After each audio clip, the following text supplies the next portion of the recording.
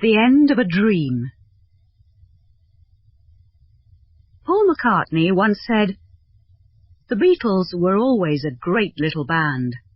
Nothing more, nothing less." Millions of fans around the world disagree with this.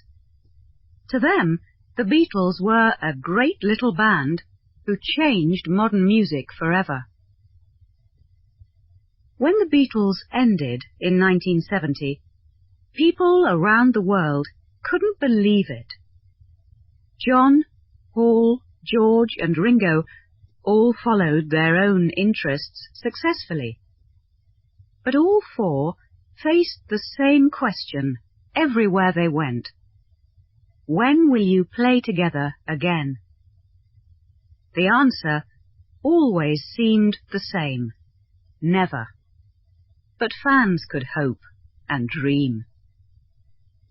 Then, on the 8th of December, 1980, the dream ended. John Lennon and Yoko Ono were returning home to their building in New York. Mark Chapman was waiting in the shadows. He shouted to John, and then he shot the singer in the back and chest. John Lennon died in hospital that night. The news was met with sadness all around the world. The Beatles could never play together again. Early days. The four boys from Liverpool were all born during the Second World War. Life in the northern city wasn't always easy after the war. Most people lived in small houses, and many were poor.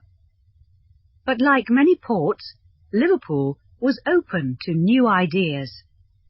Sometimes ships brought something that other places in Britain couldn't get: rock and roll records from the US. For the young people of Liverpool in the 1950s, the exciting sound of rock and roll was an escape from their daily lives. Richard Starkey, Ringo Starr, was born in 1940 and grew up in one of Liverpool's poorest areas. He was often ill, and he first played drums in hospital. He bought his first drum around 1956, just one big drum. He played with a few local bands. Then he joined Rory Storm and the Hurricanes. Around this time, Richard took a new name, Ringo, because of all the rings on his hands. George Harrison, the youngest Beatle, was born in 1943. His father was a bus driver, but before that he worked on ships. George loved his father's records from the US. At school, he sat in class drawing pictures of guitars. When he did get his guitar, he practiced all the time. Paul McCartney was born in 1942, the son of a nurse and a cotton salesman. The family loved music. When Paul was old enough, his father bought him a trumpet.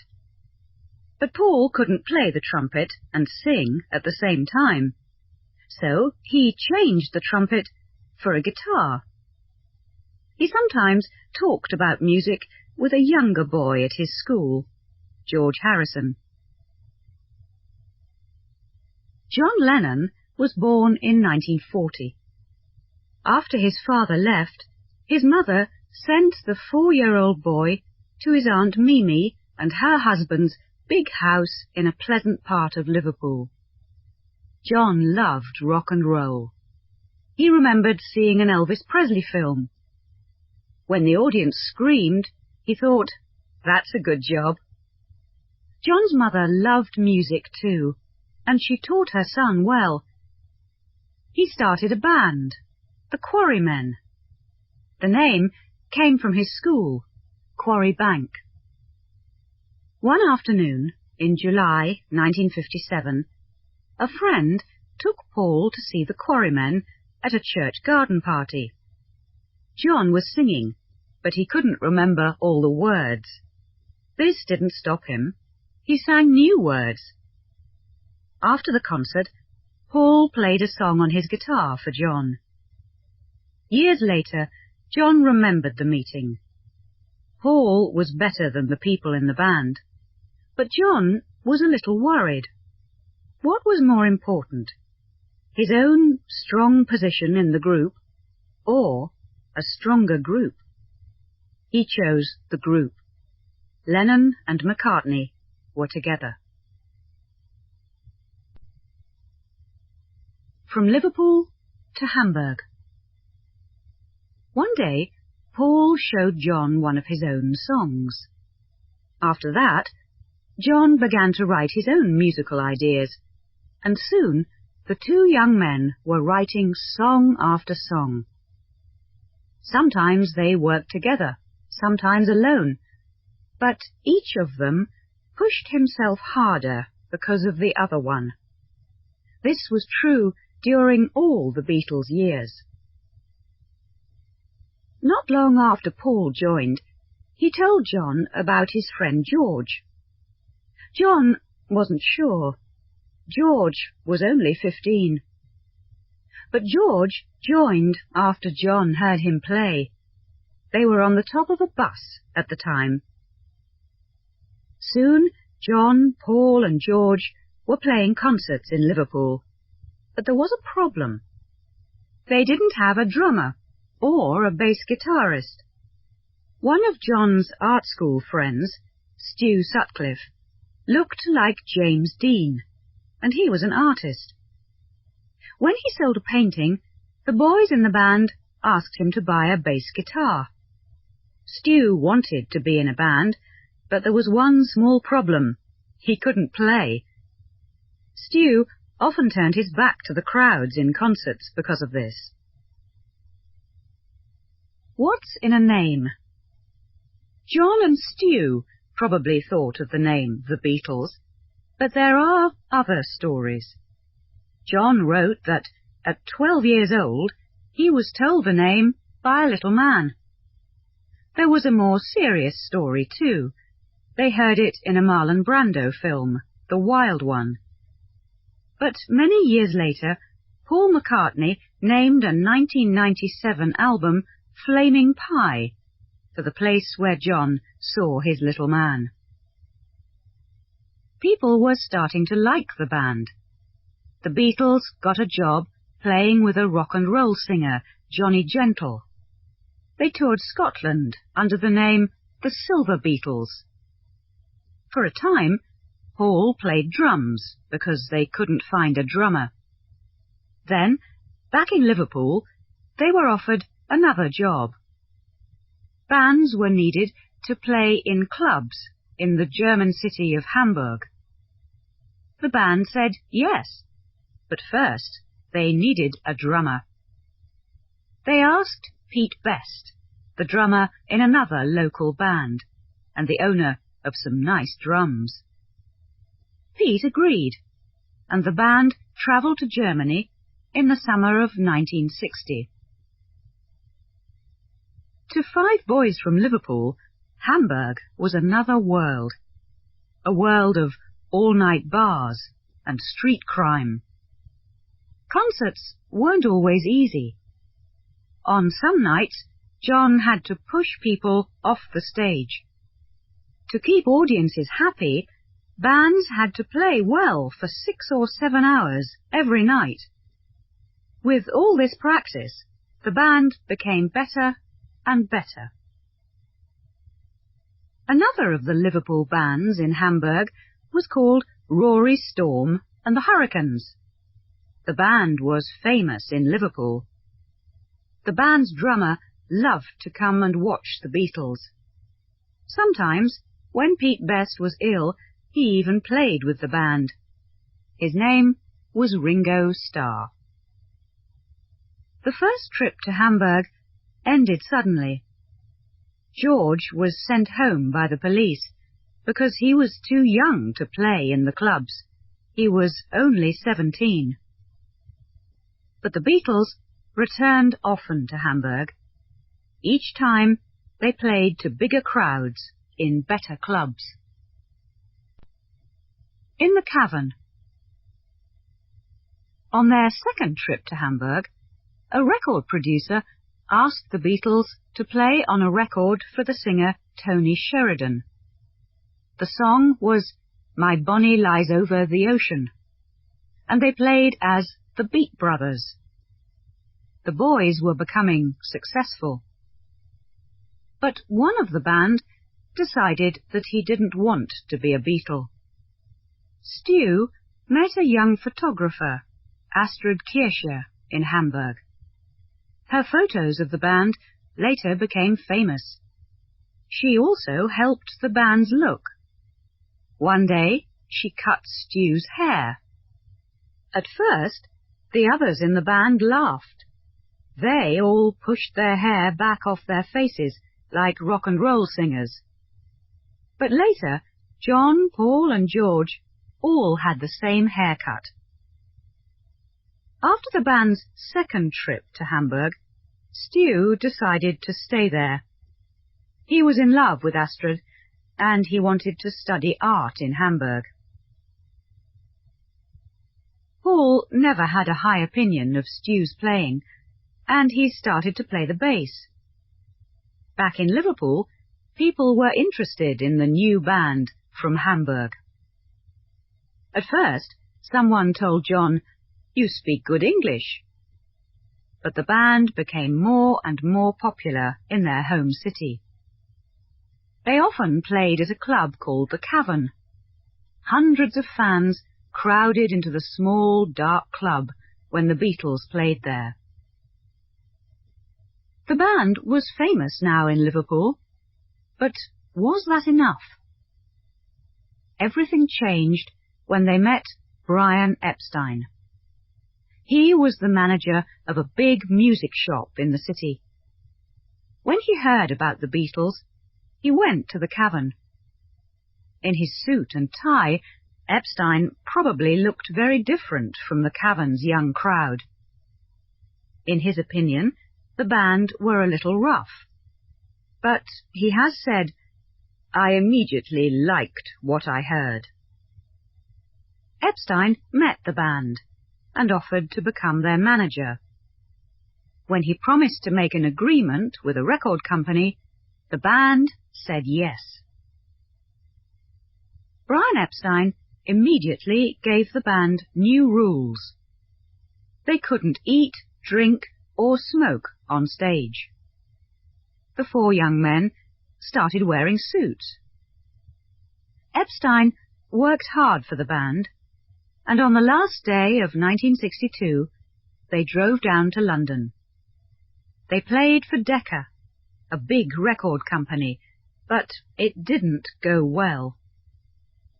2 months later, the company said no to Brian Epstein and the Beatles.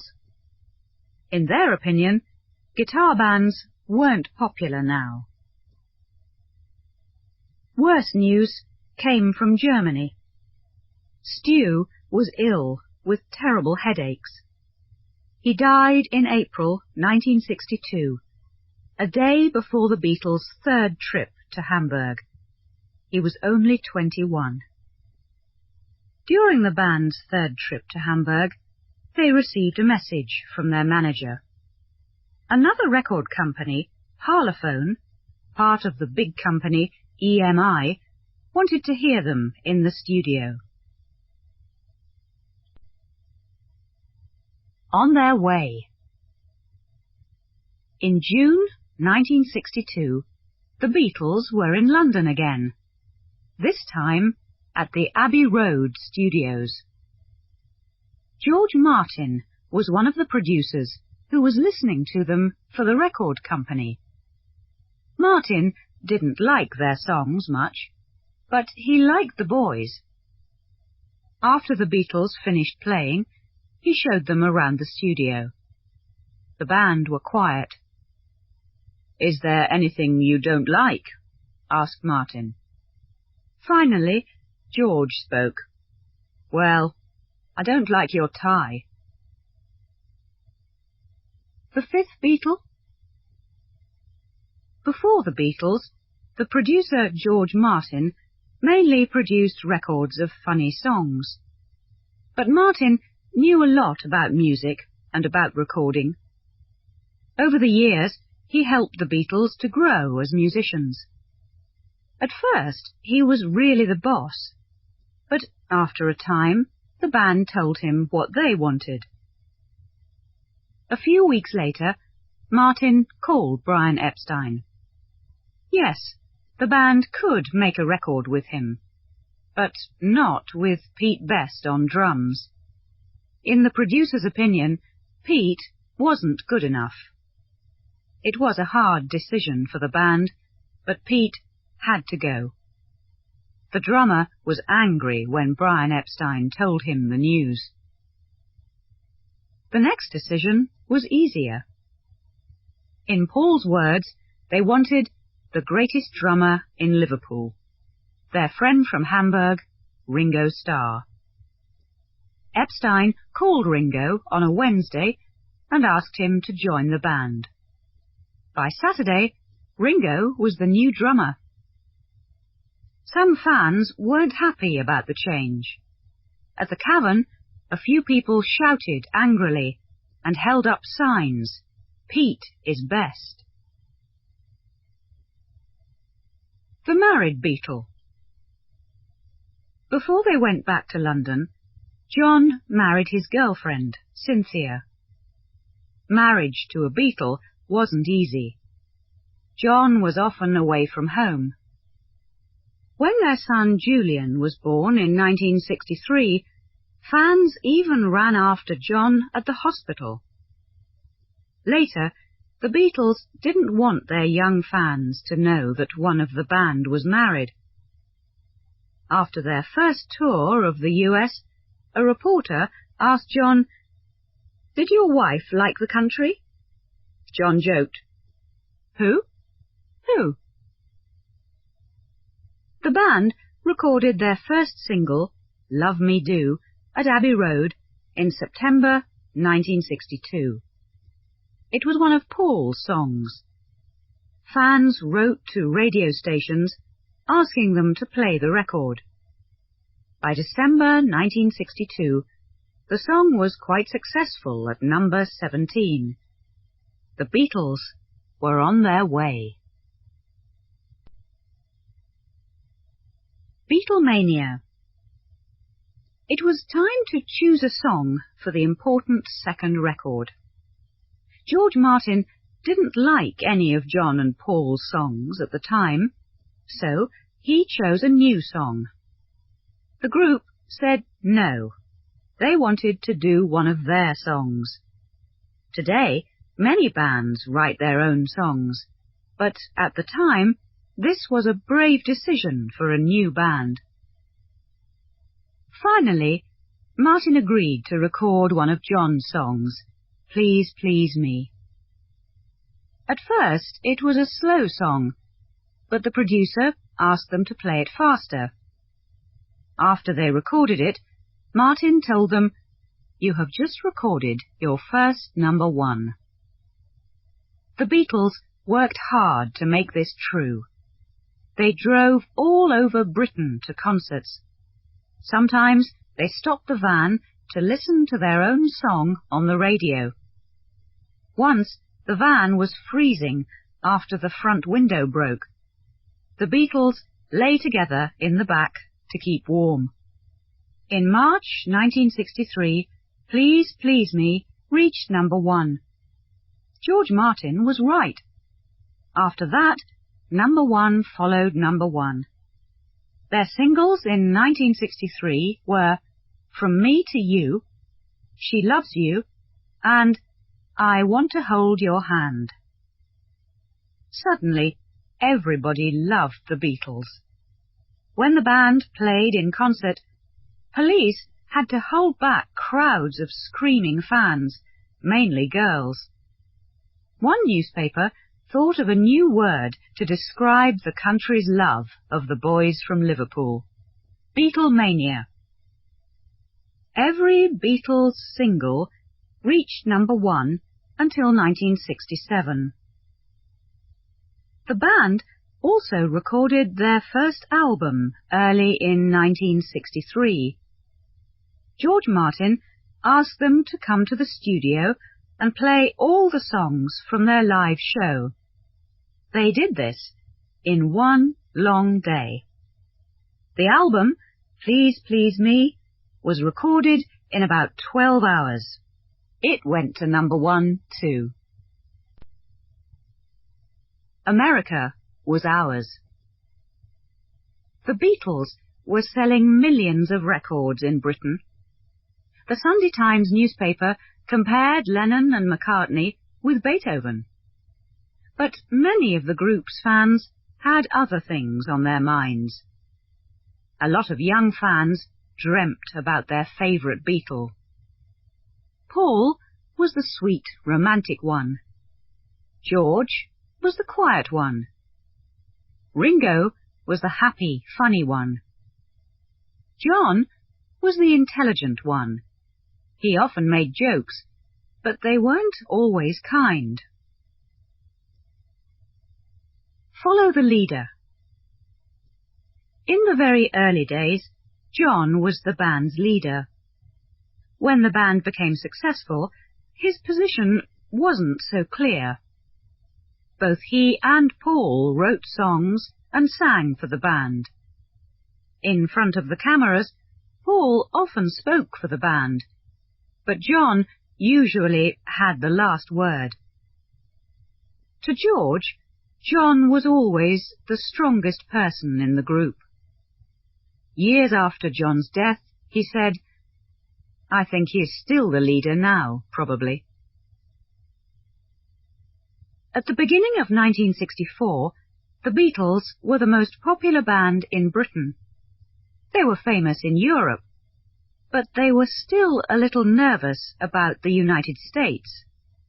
Many English stars looked for success across the Atlantic before the Beatles, but failed. The Beatles' first singles in the US didn't do very well, but interest grew, and finally, I Want to Hold Your Hand reached number 1. The band flew there in February 1964. They all knew how important this trip was. In Ringo's words, America was all that they dreamt about years earlier. The trip was a big success. When the band played on TV's The Ed Sullivan Show, they were watched by an American TV audience of almost 73 million people. It was one of the most important shows in the history of popular music. The Beatles played in Washington and Miami and went home happy. As Ringo said, America was ours now. The band were world stars. The Beatles returned to the United States later in 1964 as part of a big world tour. This trip was as successful as the last one. Ringo remembers that it was just so much fun. As usual, nobody could hear the music at the concerts because of the screams of the fans. At this time, it wasn't a big problem for the band, but it became more and more important later. George's memory of this tour was less happy than Ringo's. President Kennedy was killed only a year before, and George didn't want anyone to shoot one of the Beatles. Up and Up. After the first American tour, the Beatles turned to another world, films. They made A Hard Day's Night in the spring of 1964. The title of the film and the song of the same name was something that Ringo said. The rest of the band often laughed at the drummer's unusual way of saying things. The film's writer, Alan Owen, spent a few days with the band. The Beatles were funny, and the film showed this. Owen also understood the band's daily life. For much of the film, they were running away from screaming fans. The band liked making the film, but George probably enjoyed it most.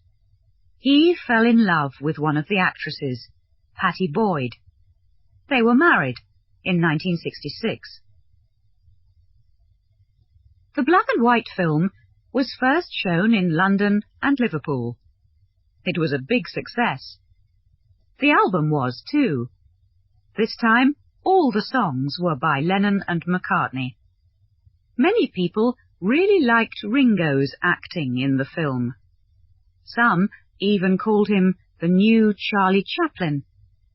But Ringo remembers that he came straight from a club for one very funny part. He says that he wasn't acting much. John and Paul's musical ideas were growing all the time. Each new song was different and exciting. A different sound. John and Paul were both big fans of Bob Dylan's music. The subjects and language in the young American songs were always unusual and interesting. The song I'm a Loser, on the album Beatles for Sale at the end of 1964, sounded a little like a Dylan song. The same was true of the following year's You've Got to Hide Your Love Away. John even found time to write a book in 1964. John Lennon, in his own right, was full of funny short stories and pictures. It didn't have any serious meaning. In the introduction, Paul wrote, "If it seems funny, then that's enough." John wrote another book the next year. In early 1965, the Beatles made their second film. After the success of A Hard Day's Night, there was more money. But the band just wanted to travel and have a good time. We started saying, "We've never been to the Bahamas. Could you write that in?" Paul remembers. As George said later, "We had fun in those days." But John remembered it differently. This wasn't a happy time for him. "You can't see it, but I'm singing Help," he said. Here to Stay. Later in 1965, Paul wrote one of the most popular songs of all time. Yesterday was a beautiful, sad song about lost love. Story behind the song. The music for Yesterday came to Paul in a dream. He just woke up one morning with the song in his head.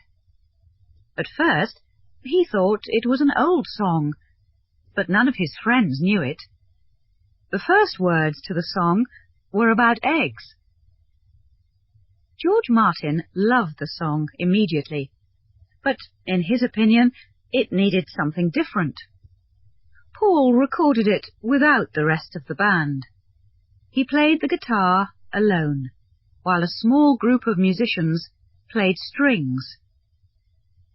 The song is one of the band's most famous. It has been recorded by many different singers and groups, and in many different ways. Paul was sometimes angry when people called it their favourite Beatles song. The King and the Queen. In August, the Beatles were back in the United States. 56,000 fans saw them at a concert in New York. At the time, it was the biggest concert crowd ever. The concert was exciting, but Ringo's memories of it weren't good. At times, John was joking too much on stage, in Ringo's opinion. Also, not many people at the concert really heard the band. Like most Beatles concerts, the sound of the crowd was louder than the music. The Beatles couldn't hear much of the music either, so, of course, it was difficult to play well. "I always wanted to play with good players," remembers Ringo, but now the band was playing badly on stage, and nobody was listening. On the same tour, the Beatles met one of their favourite singers, Elvis Presley. "It was one of the great meetings of my life," Paul has said. The boys and the King had a good time, but years later the band discovered that Elvis was worried about the Beatles' success in his country. He asked the American government to send them home. Back in Britain, the government gave all the Beatles the MBE. This award was often given to successful business people or to people who fought bravely for their country. Many Britons were angry. How could the government give this award to a pop group? But the usual crowd of screaming fans were outside Buckingham Palace when the Queen gave them the award in October 1965. The Beatles were nervous. George later remembered that they rested and had a cigarette in the toilets in Buckingham Palace. Rubber Soul. The next album, Rubber Soul, came out in December 1965. It was another big step for the band. They were exploring different kinds of music and different subjects.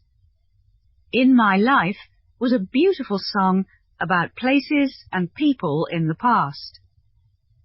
Even the album's love songs weren't the simple love songs of the band's early days.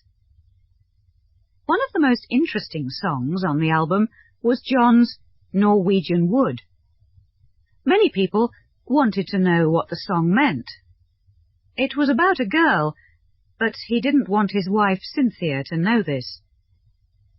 George played the Indian musical instrument the sitar on Norwegian Wood. He first noticed the instrument in an Indian restaurant in the film Help.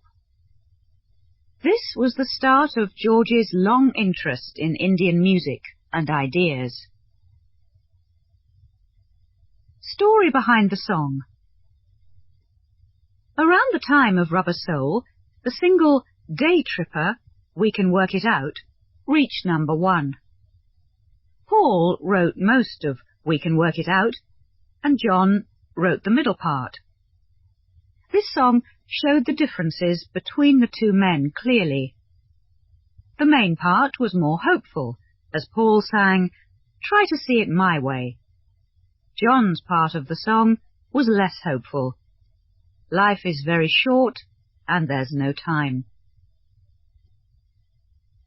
The band's success continued with Paul's Paperback Writer in 1966. It was their first single that wasn't about love. The music was becoming less and less simple too. But now the Beatles faced a new problem. How could they play the songs in concert? Beatles Go Home. In June 1966, the Beatles were in Hamburg again to begin a new tour. Then they flew to Tokyo, and the tour began to go wrong. There were many Beatles fans in Japan, but some people there thought the group was a bad example to young people. The band had to stay in their hotel. They only came out to play in concert. Things became worse in the Philippines. In George's words, it was bad news from the beginning. The real problem came after the concert in Manila. Imelda Marcos, the wife of the country's leader, invited the band to a party. The band's answer was a polite no. Some of them can't even remember the invitation. The next day, something was clearly wrong. Nobody at the hotel brought breakfast for the band. Then they turned on the television, and suddenly they understood. They saw Imelda Marcos in tears.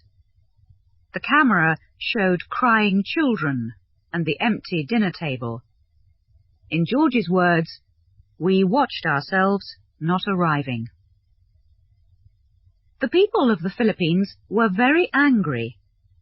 As the band drove to the airport, crowds shouted, "Beatles, go home." The band was pushed around at the airport, and their road manager was knocked over. Before they could leave, Brian Epstein was called off the aeroplane. He had to give back all the money from the band's concert there. Years later, Paul knew more about Marcos's government. Then he was happy about missing the garden party. Ringo has said about the country, "I've never been back." The sound of the future. The 1966 tour wasn't a happy one, but in the studio that year, the band were going into exciting new areas. George Martin had to find newer and newer sounds to record the band's ideas. The album Revolver was his favourite. The album was important for all the Beatles in different ways. George was growing as a songwriter. At first it was difficult for the guitarist. His very early songs weren't strong, and he was in a band with two of the most famous songwriters in the world. In Revolver's Love You To, he showed his continuing interest in Indian music. His best song on the album was probably Taxman. The band liked Ringo to sing a song on every album. Paul decided to give the drummer a song that wasn't very serious. He thought of Yellow Submarine, One Night in Bed. Paul continued to write about new subjects and to explore new kinds of music.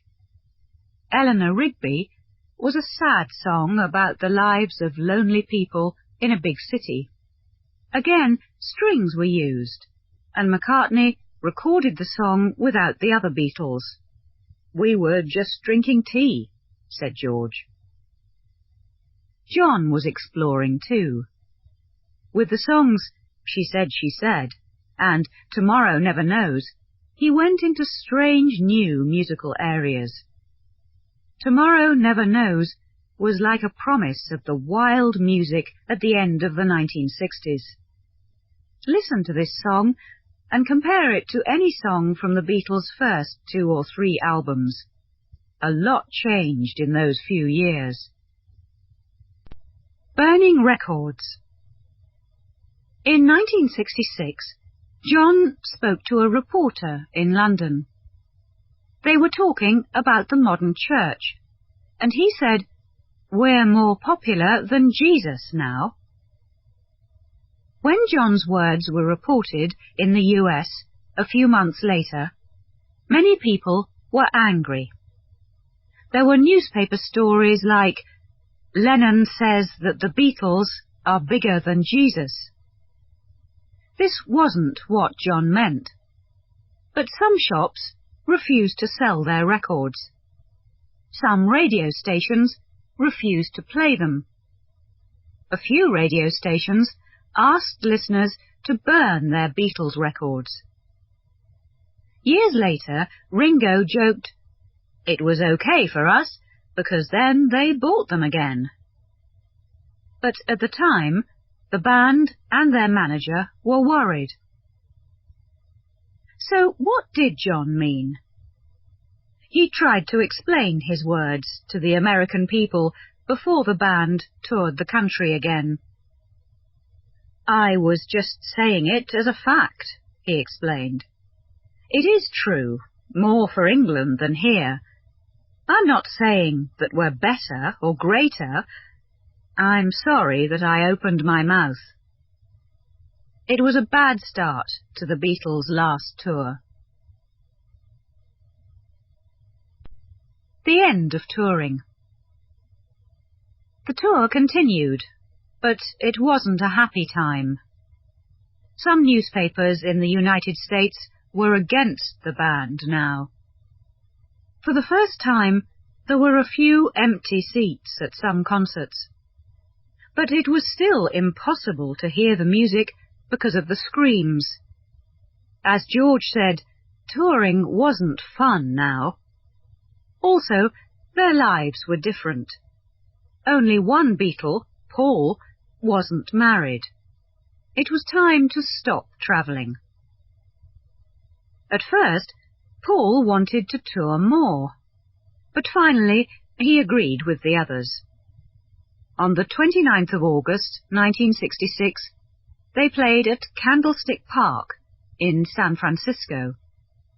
They played 11 songs, finishing with I'm Down. It was the Beatles' last concert.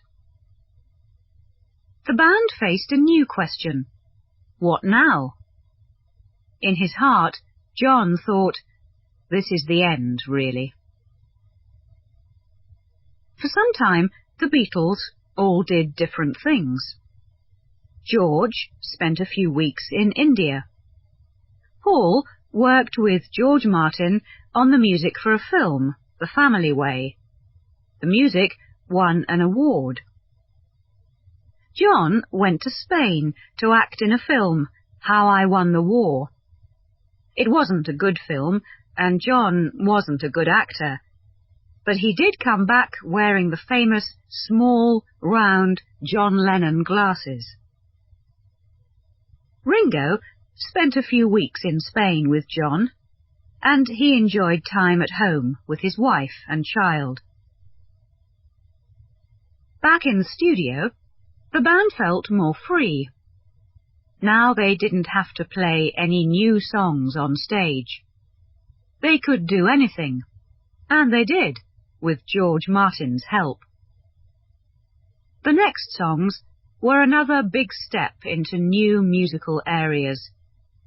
But they also looked back, as both John and Paul turned to their Liverpool past for Strawberry Fields Forever and Penny Lane.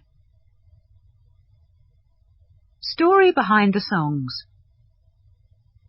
When he was a child, John lived near a children's home. The home was called Strawberry Field. John's song, Strawberry Fields Forever, wasn't really about that place. It just took the home's name. The line, "Nothing is real," perfectly described this strange, beautiful song. Paul then wrote a song about Liverpool too. Penny Lane was a much happier song, describing people and places from the old days in Liverpool. The band was still using instruments that were unusual in pop records. A trumpet played on the song. There were many differences between Paul and John. Paul was very interested in studio recording. He worked carefully with George Martin. John had little time for this. He just told the producer what he wanted. In fact, the band played Strawberry Fields Forever in two very different ways. John couldn't choose his favourite. Finally, the producer joined the two. Years later, John wasn't happy about this recording of his song. Together, Strawberry Fields Forever and Penny Lane became the Beatles' next single. It was a great record, but for the first time in years, the band didn't reach number one.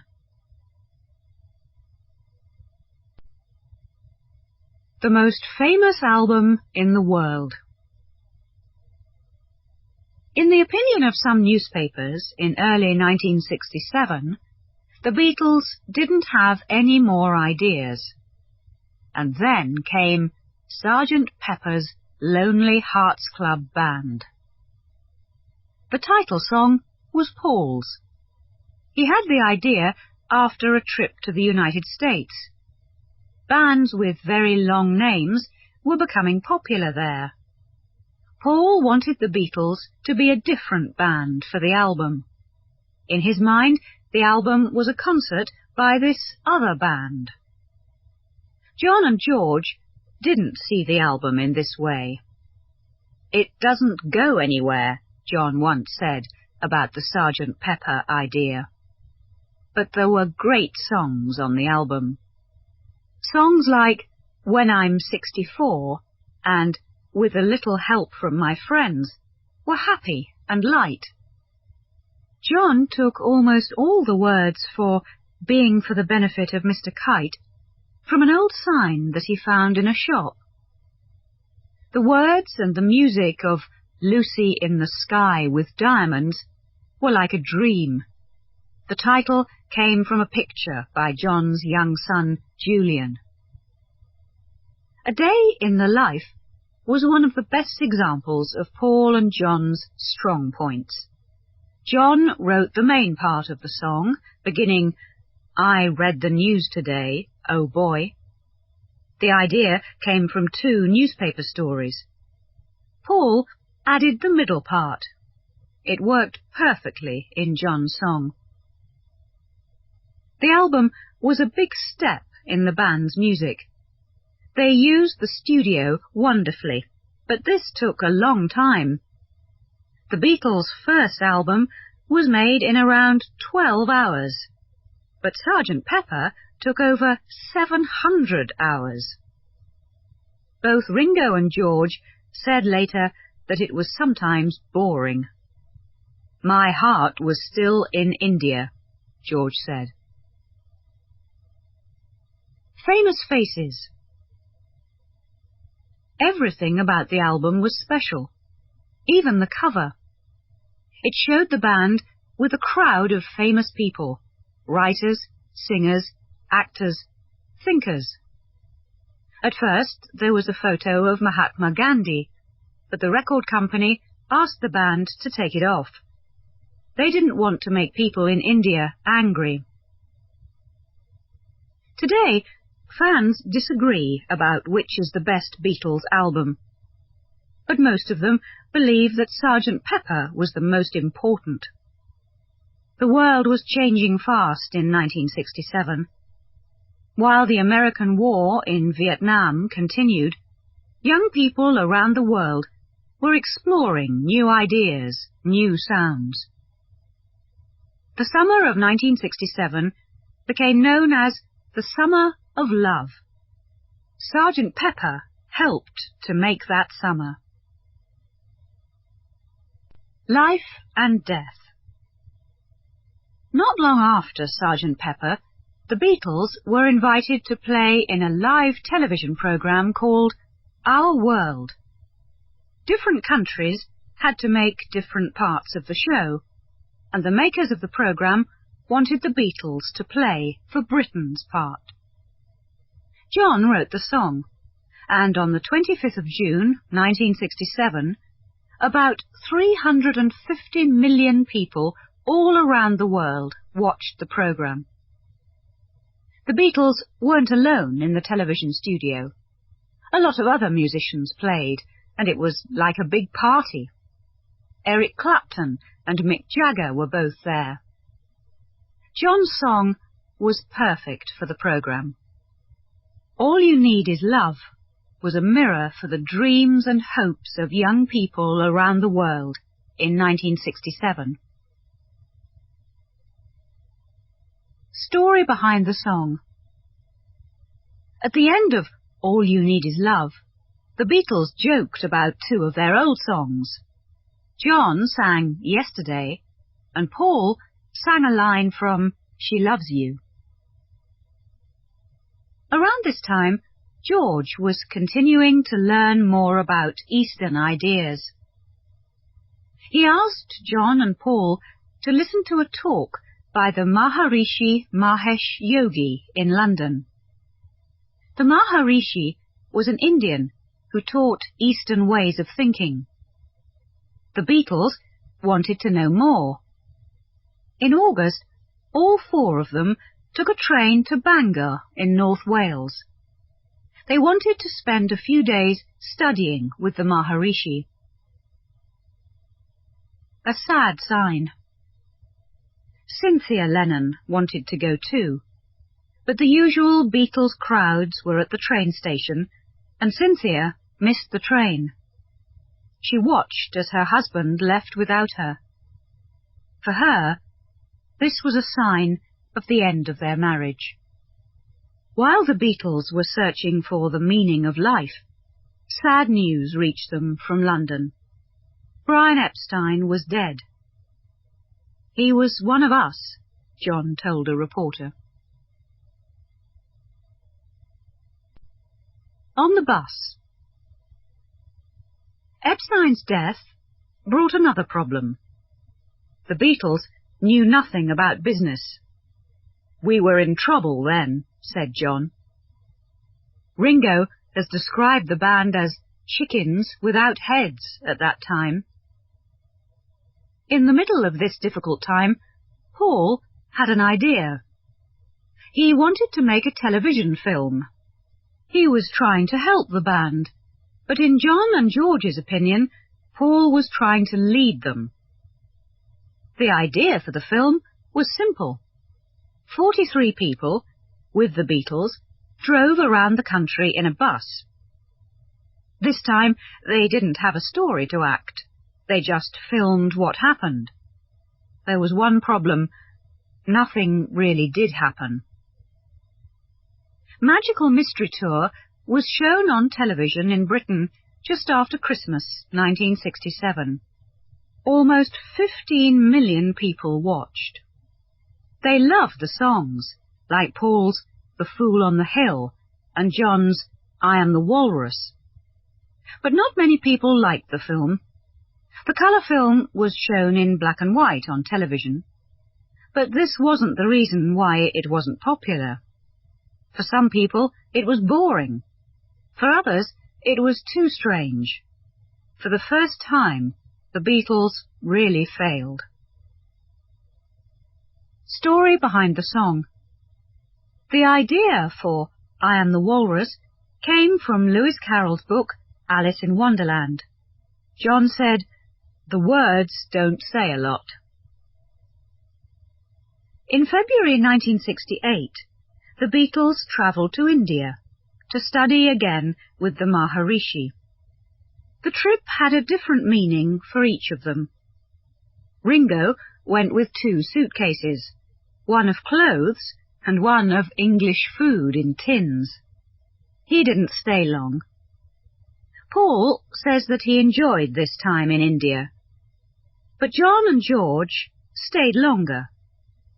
George continued to defend the Maharishi, but John soon became angry at their old teacher. A song on the band's next album was an angry attack on him.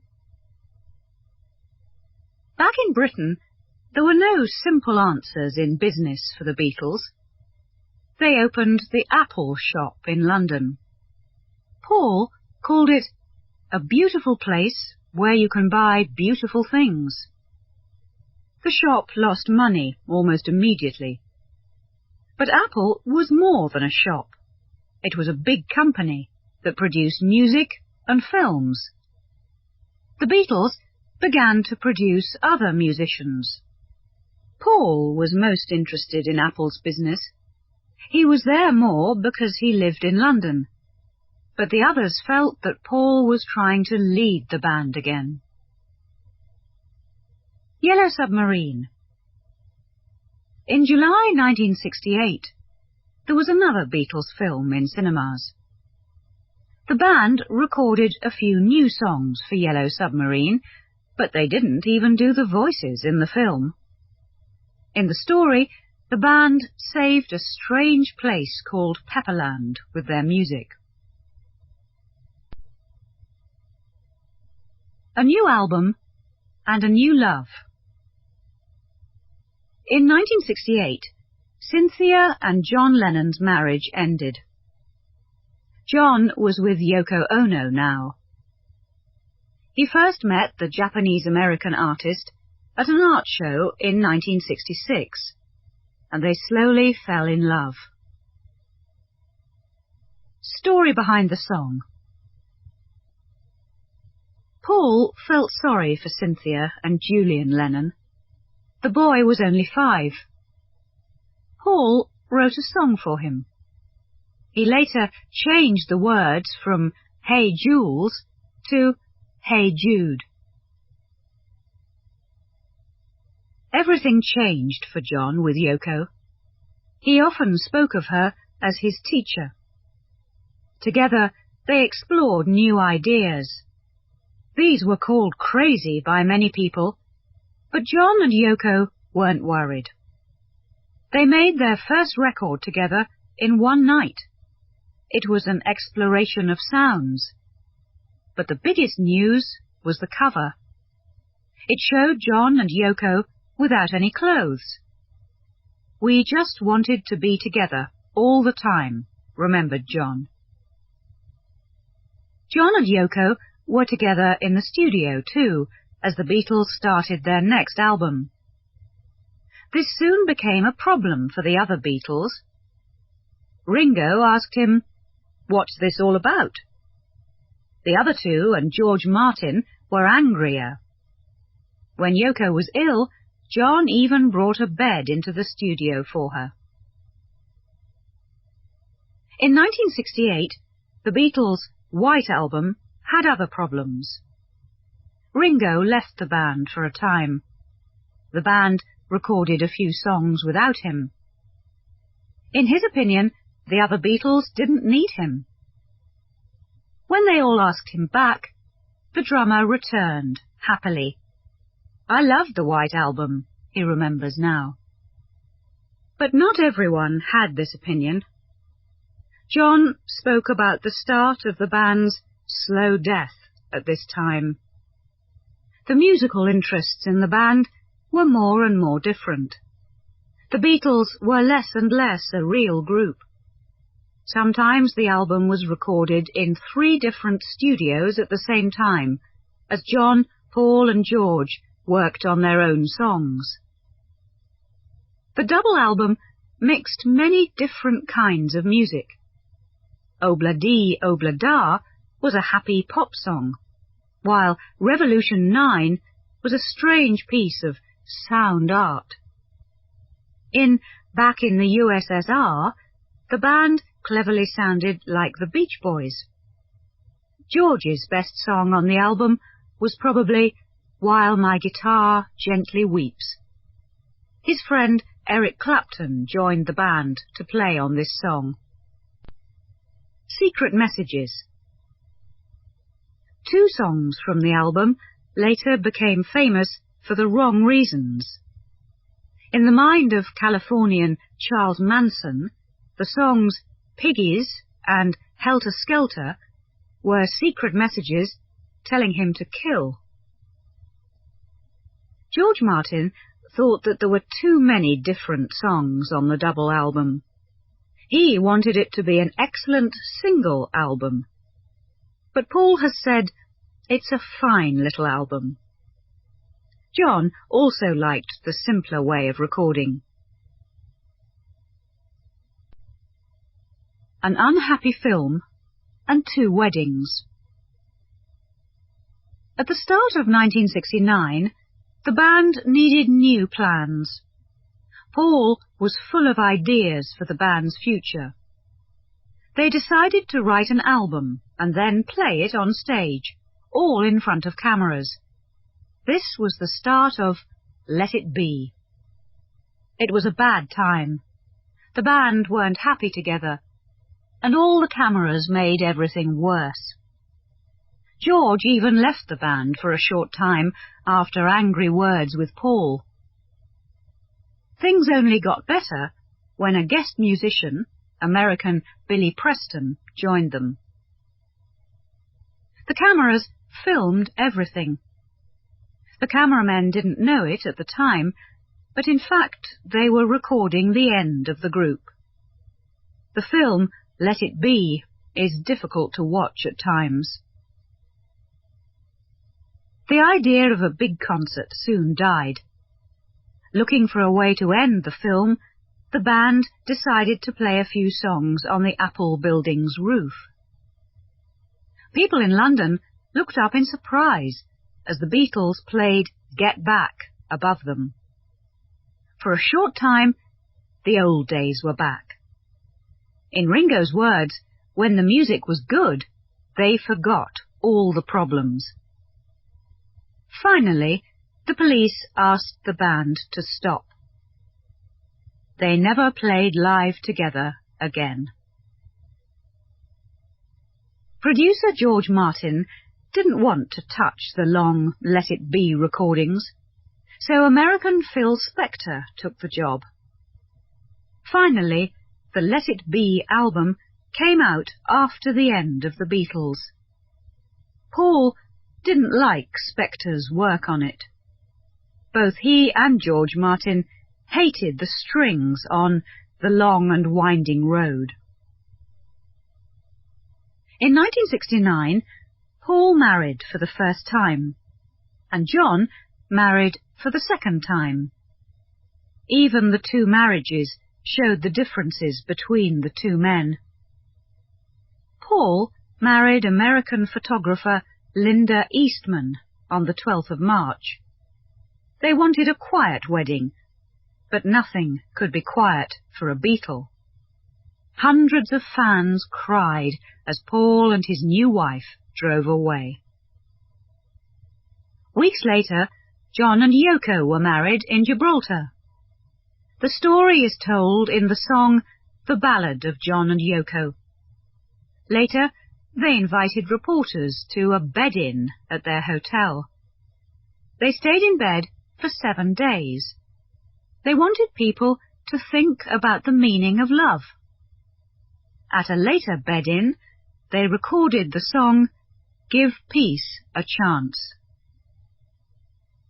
John and Yoko gave their opinions on a lot of subjects, like the Vietnam War.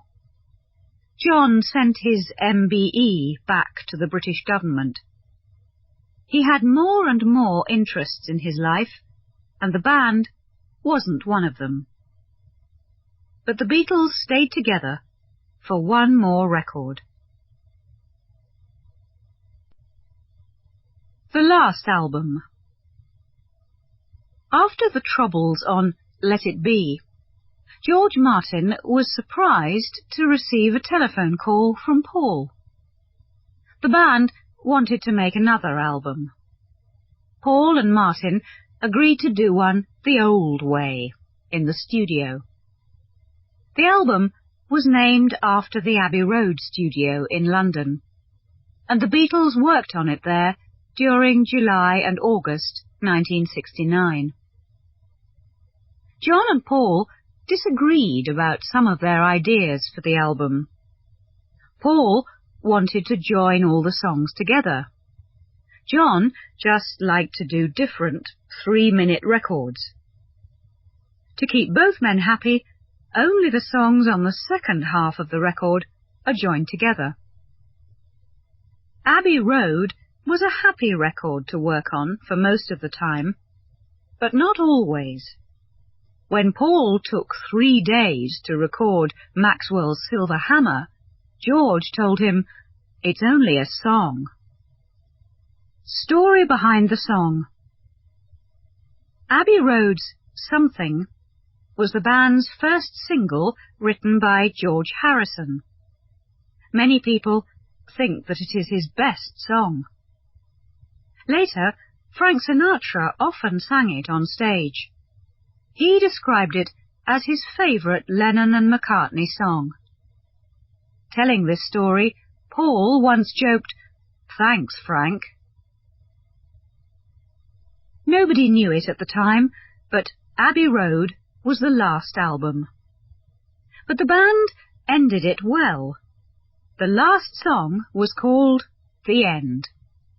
John, Paul and George all played guitar on it.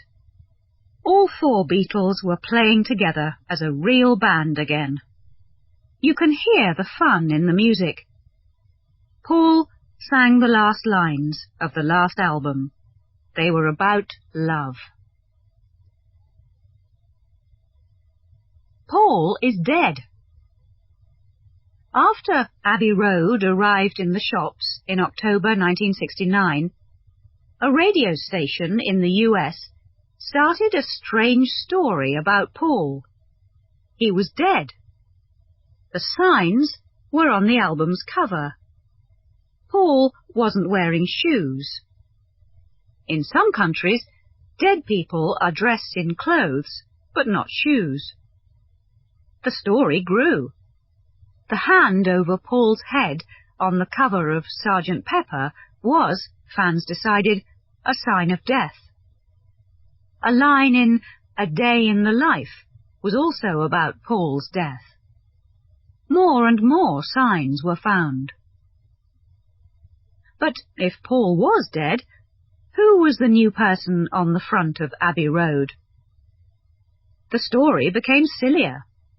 It was a man called William Campbell, or it was Billy Shears, a singer's name from the title song on Sgt. Pepper. This new person looked exactly like Paul, of course.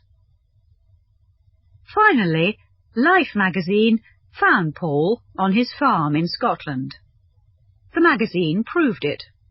Paul wasn't dead. Paul described himself as the last to know about his death.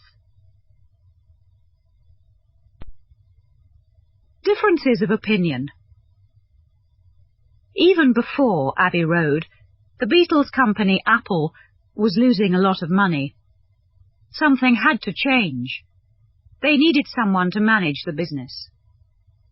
John wanted Alan Klein, the manager of the Rolling Stones, to be the group's manager. George and Ringo agreed, but Paul didn't. He wanted Lee Eastman, his wife's father, to manage Apple's business. Paul was still full of ideas for the band and the company, but it was too late. In one meeting, John spoke about the end of the Beatles. It feels good.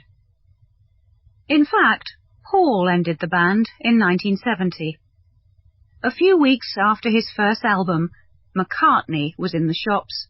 He told the world. He was leaving the Beatles because of personal, business, and musical differences.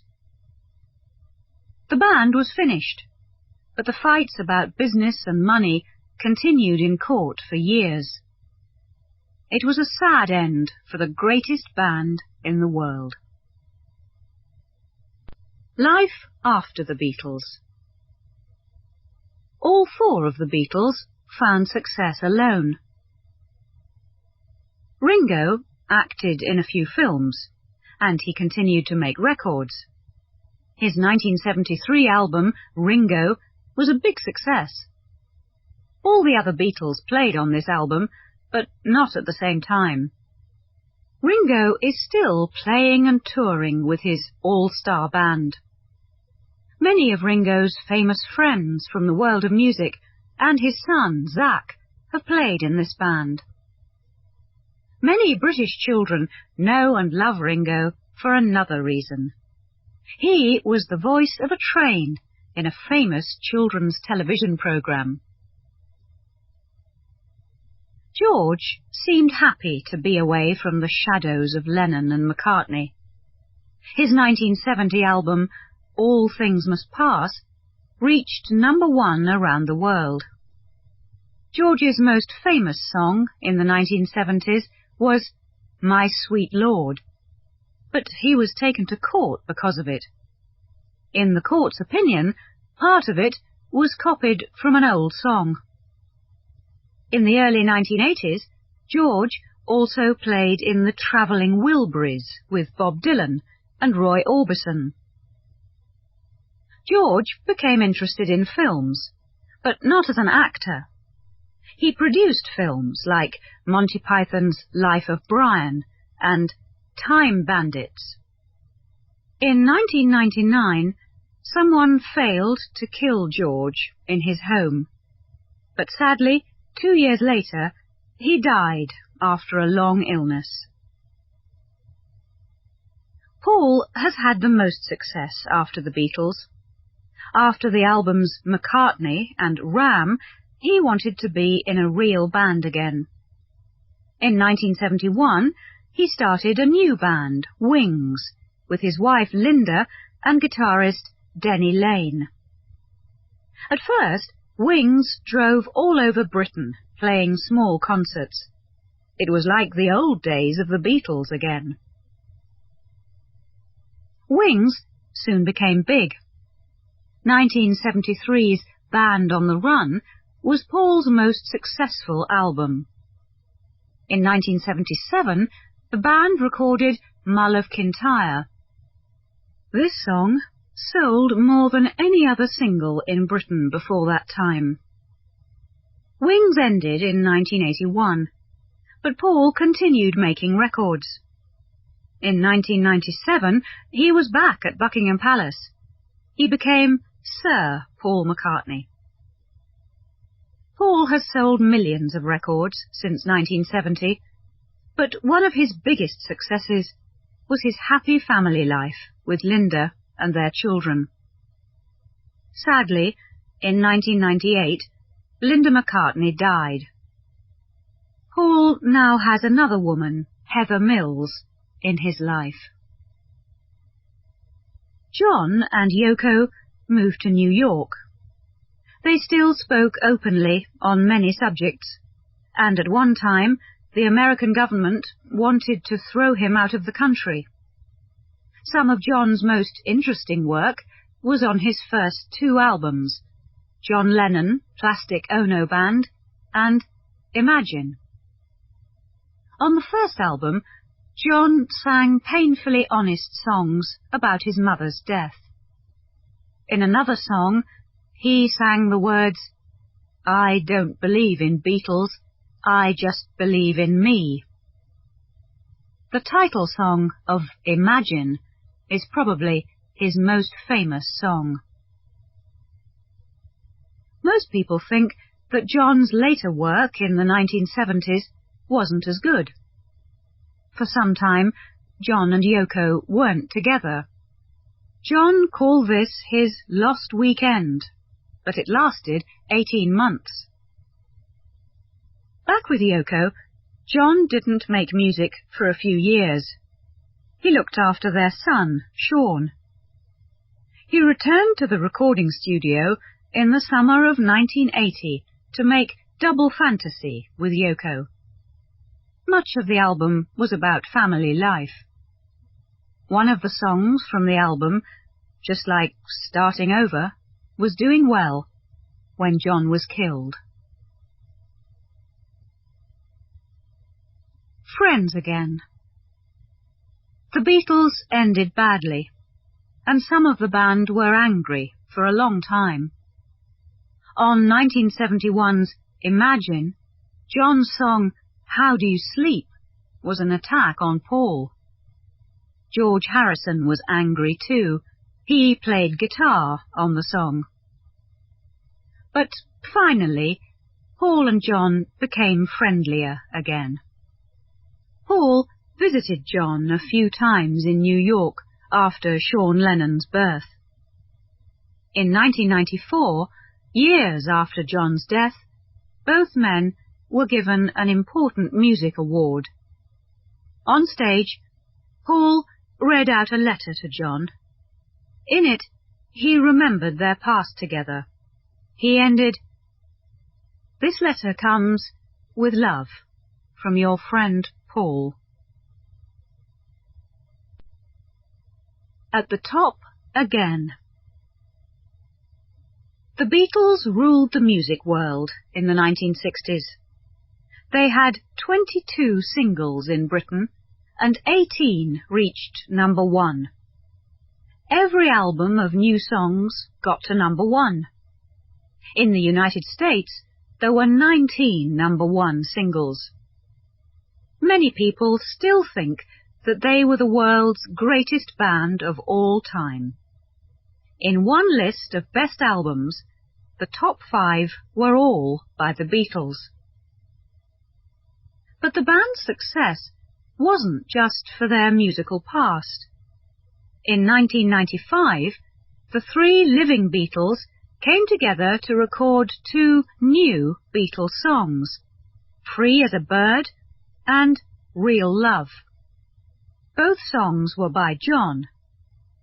The singer recorded them, but they weren't finished. Paul, George and Ringo worked with these recordings, adding to them. In their minds, they were finishing the music for John while he worked on something else. Fans could buy new Beatles records again. They also loved the video for Free as a Bird. It showed people and places from the band's past. Stu Sutcliffe, Brian Epstein, the Cavern, the street outside the Abbey Road studios. There were hundreds of memories of Beatles songs. A few are A Cake with the number 64, When I'm 64, A Man Writing a Book, Paperback Writer, A Photo of Mao Zedong, a line from Revolution, A Stone with the name Eleanor Rigby. Eleanor Rigby. At the same time, the living Beatles told their story in the television program The Beatles Anthology. More than 20 million copies of the anthology albums were sold. In 2000, there was a very successful album of the Beatles' #1 songs. They made more money from the album than any other British artist that year. The Beatles were back in the right place, at the top.